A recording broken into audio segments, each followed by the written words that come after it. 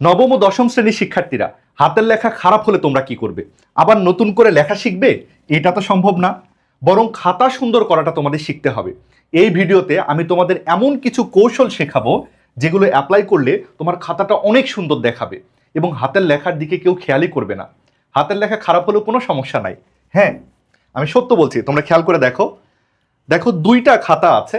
এই খাতাটাকে অনেক খারাপ দেখাচ্ছে আর এই খাতাটাকে কিন্তু অনেক সুন্দর দেখাচ্ছে। খেয়াল করলে দেখবে দুইটা খাতাতেই কিন্তু আমারই হাতের লেখা আছে। তার মানে হাতের লেখা কেমন সেটা কিন্তু কেউ দেখে না, খাতাটা কেমন সুন্দর এটা অন্যভাবে যাচাই হয়। তোমরা নিজেরাই বলো, তোমরা যদি শিক্ষক হও, এই দুইটা খাতার মধ্যে কোন খাতাটা দেখে তোমার বেশি নাম্বার দিতে ইচ্ছে করবে? অবশ্যই এই খাতাটা দেখে তোমার বেশি নাম্বার দিতে ইচ্ছে করবে। তাহলে এই খাতার দোষটা কি?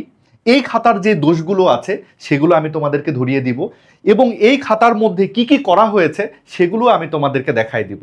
তোমরা এই খাতার মতো করে লিখবে, তাহলে তোমার লেখাটা অনেক সুন্দর হবে এবং তোমরা অনেক ভালো নাম্বার পাবে। হাতের লেখা কেমন হলো সেটাতে কিচ্ছু যায় আসে না। প্রথম ব্যাপারটা খেয়াল করে দেখো, এই খাতাতে কোনো মার্জিন দেওয়া হয়নি। এটা অনেক বড় ভুল। অবশ্যই মার্জিন দিতে হবে। অনেক শিক্ষক বলেন যে না, মার্জিন দেওয়ার প্রয়োজন নাই। আমি নিজেও শিক্ষক, আমি কলেজের খাতা কাটি। আমি তোমাকে বলছি অবশ্যই তোমরা মার্জিন দিও, কারণ আমরা উত্তরপত্রে এভাবে দাগ দিই আর এই জায়গাতে আমরা নাম্বার দিই। মার্জিনে কিন্তু আমরা নাম্বার দিই। তুমি যদি মার্জিন না দাও তাহলে আমি নাম্বারটা দিব কোথায় তোমাকে? বিরক্ত লাগে কিন্তু মার্জিন না দেওয়া দেখলে। দুই নাম্বার ব্যাপার হচ্ছে, দেখো এখানে এই প্রশ্নের নাম্বারটা খুবই খারাপভাবে লেখা আছে। এটা করা যাবে না। প্রশ্নের নাম্বারটা সবচেয়ে সুন্দর করে তোমার উপস্থাপন করতে হবে, কারণ তুমি উত্তরে কি লিখলে তার চেয়েও বেশি গুরুত্বপূর্ণ হচ্ছে প্রশ্নের নাম্বার। দেখো এখানে প্রশ্নের নাম্বারটা খুব সুন্দর করে দেওয়া হয়েছে। যদি উদ্দীপক হয় তাহলে তুমি এভাবে লিখবে 1 নম্বর প্রশ্নের উত্তর। তারপরে দেখো ক খ গ ঘ আছে, এই যে গটা এভাবে লিখে তুমি একটা বক্স দিয়ে দিতে পারো, অনেক সময় বৃত্তও তুমি দিয়ে দিতে পারো। অনেকে আবার এই জিনিসটা এখানেও দেয়। এখানে দিলেও খুব বেশি সমস্যা নাই, কিন্তু এই জায়গাতে তুমি যদি দাও তাহলে শিক্ষকের চোখে পড়বে খুব সহজে। প্রশ্নের নাম্বারটা শিক্ষকের চোখে পড়াটা খুব গুরুত্বপূর্ণ। শিক্ষকের প্রশ্নের নাম্বারের প্রতি দৃষ্টি আকর্ষণ করাটা খুবই বেশি গুরুত্বপূর্ণ। 3 নম্বর ব্যাপারটার দিকে খেয়াল করো। এখানে সব কিছু উত্তর লেখা হয়েছে একটা প্যারাগ্রাফে। এটা কখনোই তোমরা করবে না। তোমাদের উত্তরটা এভাবে প্যারা প্যারা করে লিখতে হবে। কয়েকটা প্যারাগ্রাফ থাকবে একটা পেজে, ন্যূনতম 2 থেকে 3টা প্যারাগ্রাফ থাকাটা উচিত। এভাবে দেখো 3টা প্যারাগ্রাফে লেখা হয়েছে, খুবই সুন্দর দেখাচ্ছে, তাই না বলো? তারপরের ব্যাপারটা খেয়াল করো। এখানে কি করা হয়েছে, একটা শব্দের পরে আরেকটা শব্দ শুরু করার মাঝখানে দেখো গ্যাপ রাখা হয়েছে। তোমার এই গ্যাপগুলো রাখা যাবে না, তোমাকে ঘন ঘন করে লিখতে হবে। অনেকেই বলে স্যার যদি ঘন করে লিখি তাহলে খাতার অল্প অংশ ব্যবহার হবে, বাকি খাতাটা ফাঁকা থেকে যাবে। এই জন্য ফাঁকা ফাঁকা করে লিখি যাতে করে দেখে বড় মনে হয়। তুমি বড় করতে চাও, অন্য ট্রিক তোমাকে শেখাই দিচ্ছে। দেখো, একটা প্যারাগ্রাফ লিখবে, আরেকটা প্যারাগ্রাফ লিখবে, মাঝখানে জায়গা ফাঁকা রাখো। এভাবে তুমি জায়গা নষ্ট করো, এটা করা যাবে। কিন্তু তুমি এই যে শব্দগুলোর মাঝে যে গ্যাপটা রাখো না, এর কারণে তোমার লেখাটা খারাপ দেখায়। এটা করো না, শব্দগুলো একদম ঘন ঘন করে লিখো। তারপরে দেখো, এই যে উপরের একটা হচ্ছে লাইন আছে, নিচের একটা লাইন আছে, এর মাঝখানে যে গ্যাপগুলো দেখো অনেক বেশি গ্যাপ আছে। এটা করা যাবে না। একটা প্যারাগ্রাফে যে লাইনগুলো থাকবে তাদের মাঝে কিন্তু তোমার গ্যাপটা কম রাখতে হবে। দেখো এখানে কিন্তু গ্যাপ অনেক কম, এখানে গ্যাপ কম, এখানে গ্যাপ কম। এখানে তুমি গ্যাপ দিতে পারো, প্যারাগ্রাফ যখন শেষ হবে তখন তুমি গ্যাপটা কিন্তু দিতে পারো।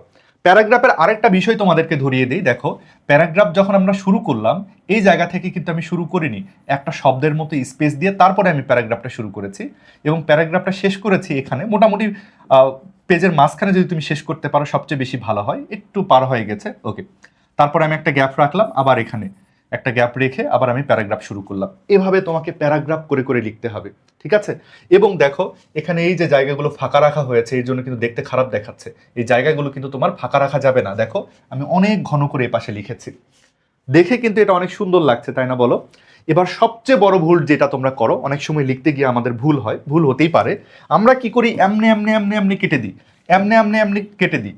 শব্দগুলোকে এভাবে কেটে দেওয়া যাবে না। যদি তোমার কখনো ভুল হয়ে যায়, ধরা যাক এই শব্দটা লিখতে তোমার ভুল হয়েছে, তুমি একটা খুব আলতো রেখা দিয়ে তুমি কাটার চেষ্টা করবে, যাতে করে ওই ভুলের দিকে টিচারের দৃষ্টি আকর্ষণ না হয়। এভাবে তুমি যদি কেটে দাও তাহলে টিচার ওই ভুলের দিকে সবার আগে তাকাবে এবং টিচারের মনোযোগ নষ্ট হবে, টিচার বিরক্ত হবে। এই জন্য তোমাকে ভুলটা একদম সাবধানে কেটে ফেলতে হবে। এই জিনিসগুলো তুমি যদি খেয়াল রাখো তাহলে তোমার খাতাটা হবে অনেক বেশি সুন্দর এবং তোমার হাতের লেখা কেমন সেদিকে কেউ খেয়ালই করবে না। আমি বললাম না হাতের লেখা খারাপ হলেও কোনো সমস্যা নাই? তোমরা বলো তো, এই নিয়মগুলো মেনে তুমি যদি লিখো, তোমার হাতের লেখা যেমনই হোক তোমার খাতাটা কিন্তু অনেক বেশি সুন্দর দেখাবে। এখন একটা জিনিস বলি, আমাকে শিক্ষার্থীরা অনেক বেশি কোশ্চেন করে, বিভিন্ন জিনিসের সাজেশন চায়। যেমন শিক্ষার্থীরা জানতে চেয়েছে কিভাবে অনেক দ্রুত লেখা যেতে পারে। বাংলাতে 7টা সিকিউ লিখতে হয়, কিভাবে তুমি 7টা সিকিউ এর অ্যান্সার করতে পারো। আবার কেউ জিজ্ঞেস করেছে বাংলার পদ্যগুলো কিভাবে সহজ করে পড়বো। অনেকে জিজ্ঞেস করেছে বায়োলজি কিভাবে আমি মনে রাখবো স্যার, সব তো ভুলে যাচ্ছি।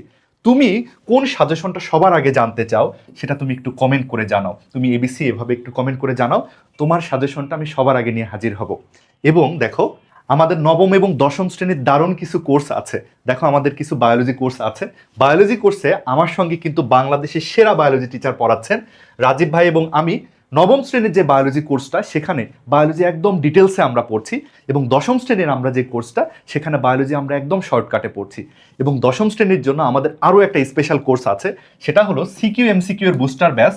এখানে আমরা সবগুলো সাবজেক্টের গুরুত্বপূর্ণ বাছাই করা সিকিউ এমসিকিউগুলো সলভ শিখছি। তোমরা যে কোনো কোর্সে যুক্ত হতে চাইলে জাস্ট কি করবে, কোর্স লিখে একটা কমেন্ট করবে, আমরা তোমাদের সাথে যোগাযোগ করে নিব। তোমাদের পড়াশোনাটা অনেক বেশি সহজ হোক, আনন্দদায়ক হোক, অন্য কোনো বিষয়ে গাইডলাইন চাইলে সেটা নিচে লিখে কমেন্ট করতে পারো। খোদা হাফেজ।